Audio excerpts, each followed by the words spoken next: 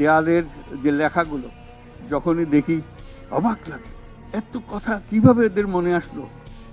এদের পেছনে তো কোনো কবি নাই, কোনো সাহিত্যিক নাই, কোনো পণ্ডিত নাই যে কথাগুলো জোগাড় করে করে দেবে, কিন্তু সারা শহর ছড়িয়ে আছে, অন্যান্য শহরেও আছে। প্রতিটি কথা অত্যন্ত মূল্যবান, ছোট্ট কথা, ছোট্ট ছবি, অত্যন্ত মূল্যবান। শুধু বাংলাদেশের মানুষ উতলা হয়ে গেছে নতুন বাংলাদেশ করার জন্য, তাই না?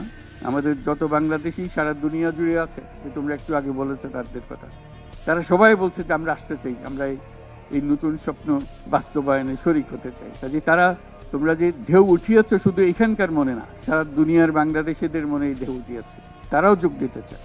যারা বাংলাদেশি নয়, অন্যান্য দেশের তরুণরা, তারা বলছে আমরাও দেখতে চাই, কারণ আমাদের দেশেও এরকম দরকার। কাজে এটা কোনো সীমাবদ্ধ নয় যে বাংলাদেশের মনের মধ্যে তোমরা প্রচন্ড ঢেউ জাগিয়ে দিয়েছ, প্রচন্ড স্বপ্ন জাগিয়ে